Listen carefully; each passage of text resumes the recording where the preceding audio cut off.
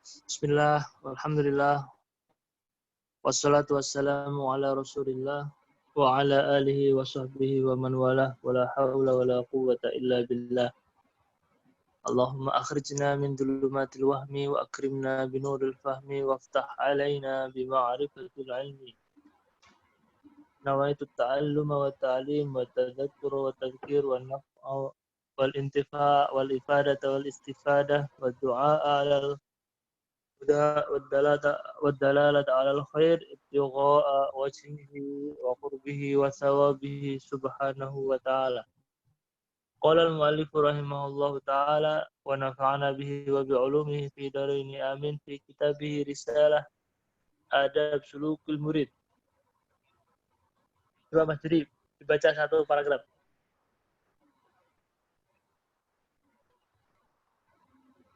Wa awwala syai' faslun wa awwalu syai'in yabda'u bihi al-murid fi tariqillah tashihut taubah ila Allah ta'ala min jami'id dhunubi wa in kana alaihi syai' min al-mazalimi li ahadin min al-khalqi fal yubadir bi adaiha ila arbabiha in amkana wa illa fayatlub mana tadi? Wa illa fayatlubul ihlala minhum. Baris berapa ya? Baris ke-5. Baris keberapa saat tadi? Ke-4.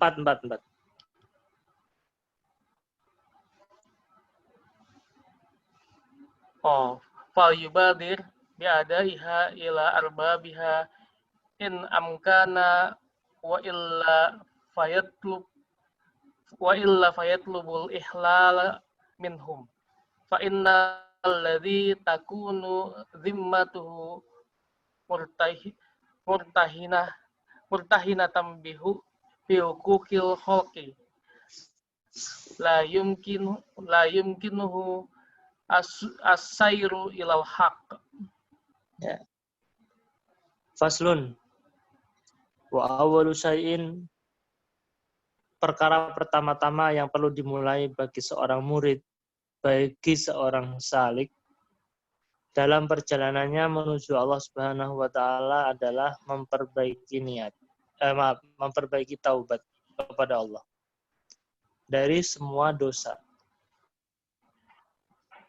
Jika dia punya tanggungan terhadap salah satu pada orang lain, segera untuk menyelesaikannya, segera untuk menunaikannya kepada yang berhak, jika itu dimungkinkan.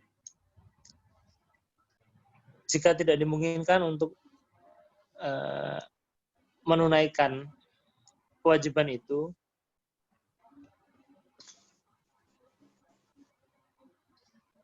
jika tidak dimungkinkan untuk menunaikan, maka setidaknya dia meminta untuk dihalalkan dari mereka atas kewajiban yang ada pada dirinya. Kenapa demikian? Karena sesungguhnya mereka yang masih memiliki tanggungan itu berarti tersandra. Murtahinah itu jadi bahan jaminan gitu ya. Tersandra dengan haknya orang lain. Dan bagaimana dia bisa berjalan menuju Allah kalau masih ada beban tanggungan. Wa syartu sihhati taubati sidqun nadam ala dzunubi ma'a sihhatil azm ala tarkil audi ilaiha muddatal umri. Syarat sahnya melakukan pertaubatan adalah penyesalan yang benar, penyesalan yang jujur atas perbuatan dosa yang sudah dilakukan. dengan azam yang kuat, dengan tekad yang bulat untuk meninggalkan dosa tersebut sepanjang hayat. Wa man taba an shay'in minadz-dzunubi wa huwa musirrun 'alaihi aw 'azimun 'alal 'audi ilaihi fala taubata lahu. Siapa orang yang bertaubat dari suatu dosa, di waktu yang sama dia tetap kekeh melakukan perbuatan dosa itu, atau masih ada keinginan untuk melakukannya,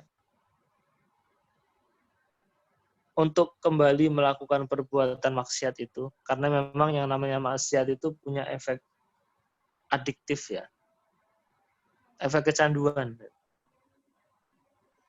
Niat taubat untuk tidak menonton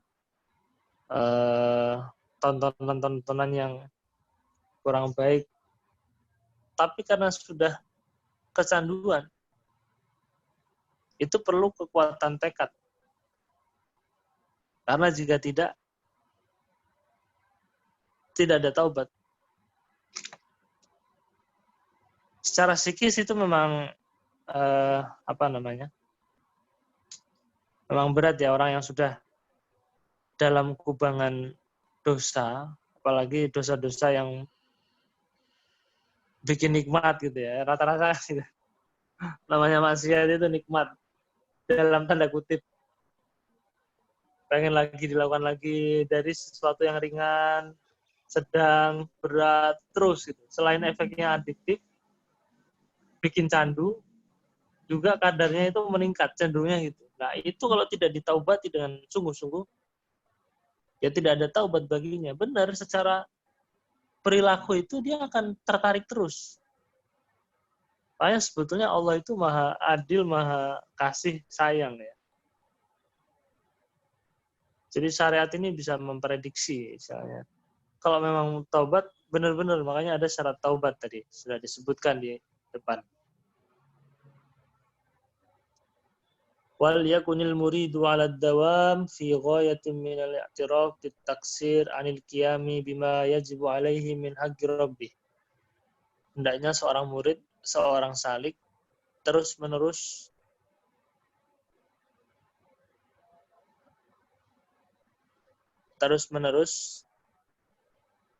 dalam suasana batin yang merasa kurang saat menunaikan kewajiban di hadapan Rabb-nya. Ngaji, puasa, itu jangan kita merasa sempurna. Tapi sebaliknya, kita belum bisa 100% menunaikan hak Allah Subhanahu wa taala, sehingga apa?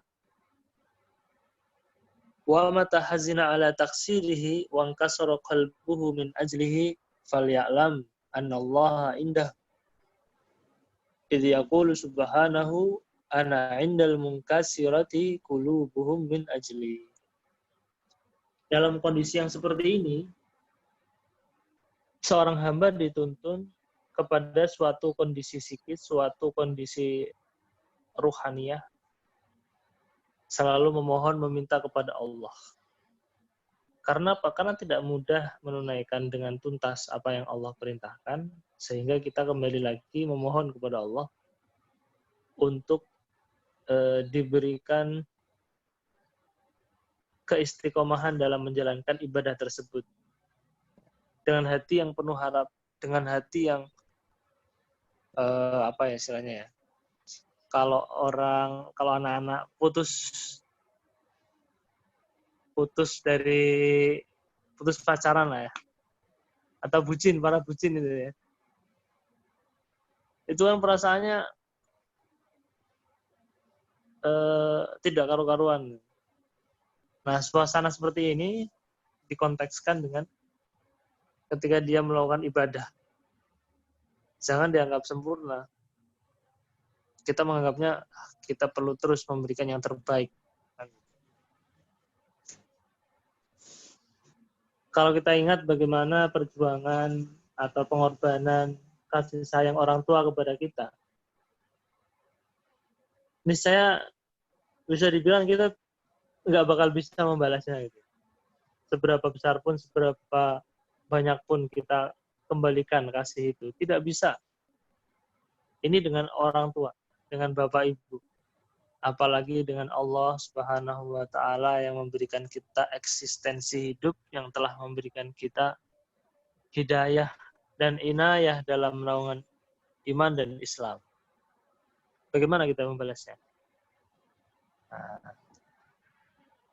Wa 'alal muridi ayyah tariza min asgharid dzunub fadlan an akbariha. Bagi seorang murid, bagi seorang salik, bagi mereka yang sedang dalam perjalanan menuju pure consciousness, ya, saya gitu ya, kesadaran yang murni, meskipun kesadaran murni itu bukan tujuan, tapi harapan kita dalam suasana kesadaran murni ini, kita bisa menunaikan dengan tuntas apa yang Allah amanahkan kepada kita.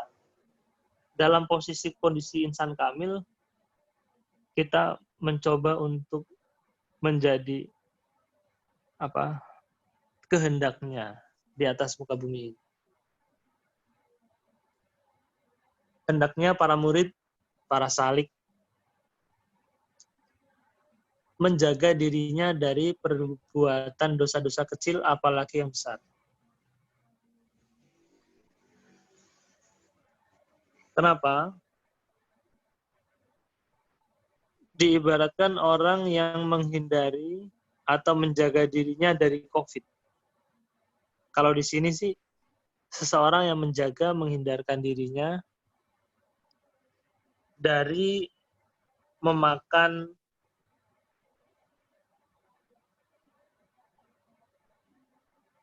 racun. Mana mau sih orang makan racun, kan pasti dia akan menghindari.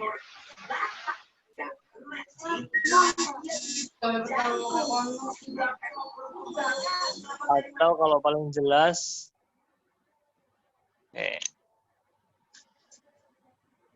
paling jelas kita bisa mengambil pelajaran itu ya dari COVID-19. Tapi kita arahkan itu terkait dengan perbuatan dosa, baik dosa kecil maupun dosa besar.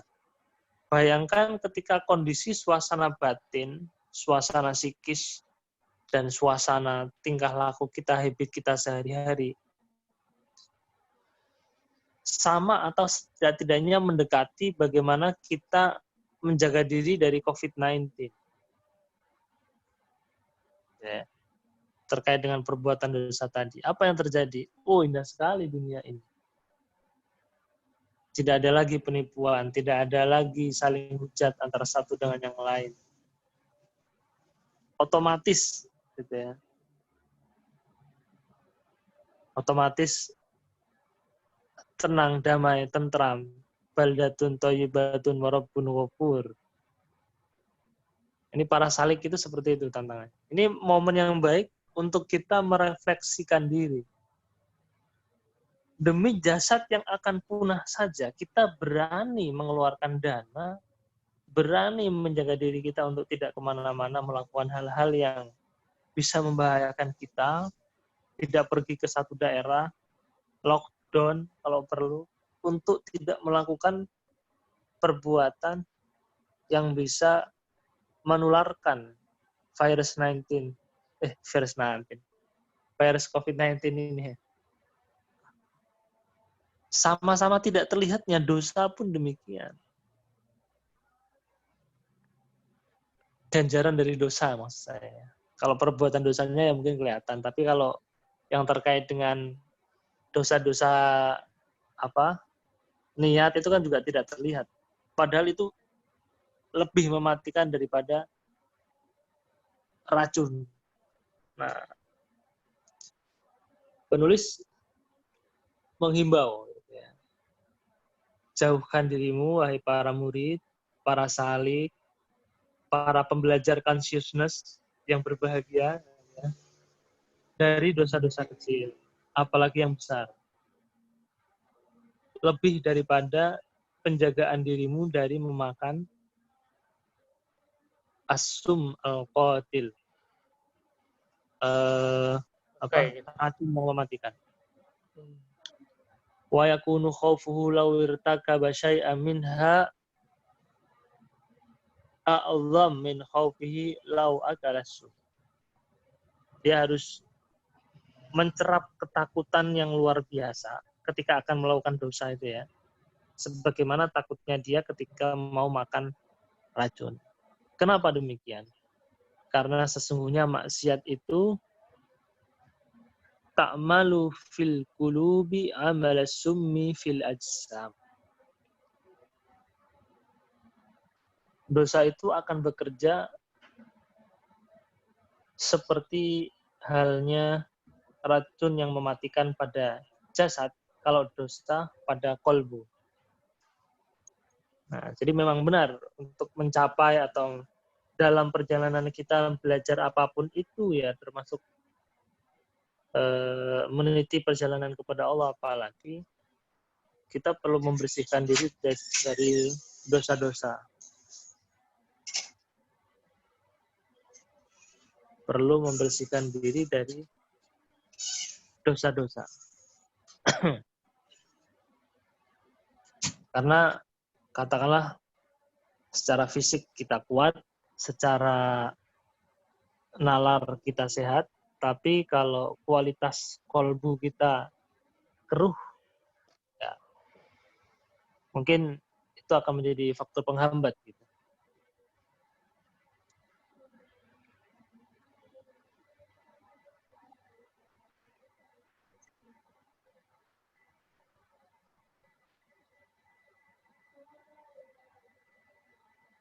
Oke, kita lanjutkan.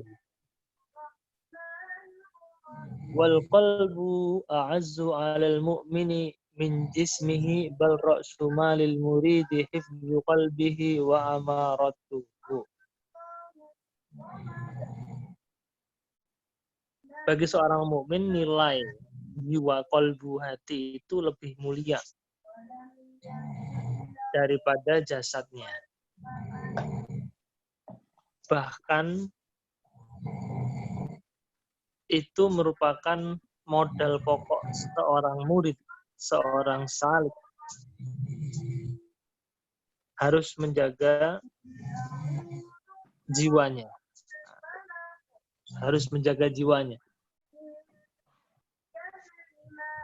Di antara adab yang perlu kita perhatikan adalah kita mengenali batasan-batasan mana yang harus diprioritaskan. Mana yang penting dan mana yang kurang penting. Prioritas itu ya. Premier, sekunder, tersier, terhadap segala realitas yang ada. Karena kalau tidak demikian, kita akan menjadi orang yang bingung, mana yang perlu didahulukan dulu. Apalagi informasi sekarang itu kan banjirnya luar biasa. Kita mau menyerap yang mana dulu? Mau belajar apa dulu?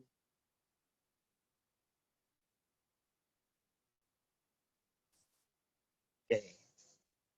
Wal jismu gharadun lil afati wa amma qaribin yutlafu bil maut. Bagi seorang murid, batin, kolbu itu lebih mulia yang harus dijaga, bahkan itu menjadi modal utama dia untuk meniti jalan kepada Allah. Sementara jasad jasmaniahnya itu akan hancur dalam waktu dekat. Apalagi dengan kematian ya. Walaysa fi dhahabihi illa mufaraqatud dunya nakidah an-naghisah. Di dunia ini ya bakal terpisah juga, dunia yang hina ini ya.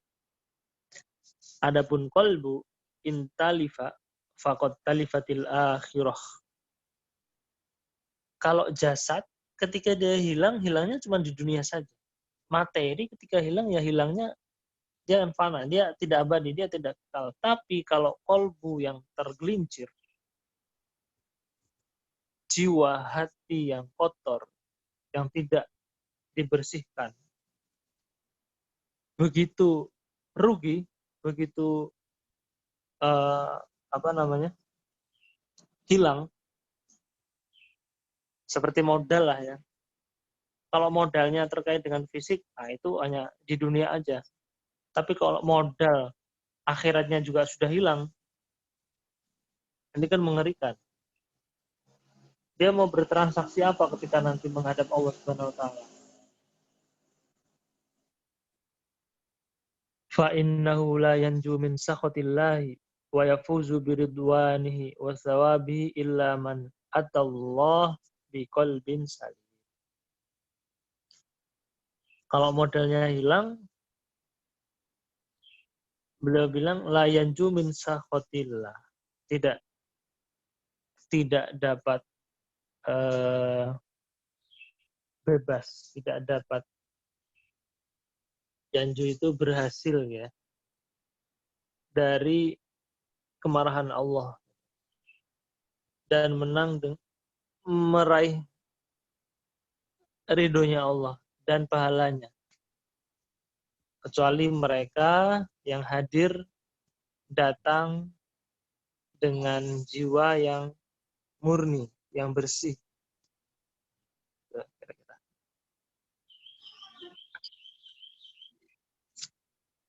Oke, sudah selesai satu bab nih. Kita satu bab dulu ya. Ini direkam nggak ya, Ustaz? Apa? Direkam nggak? Ini ya direkam ini.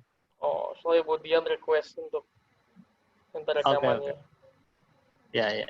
Sampai sini ada tambahan Kang Anwar, Mas Dodi?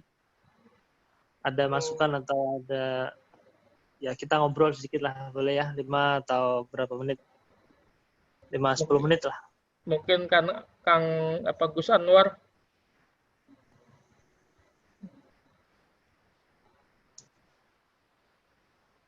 Monggo, Gus Anwar.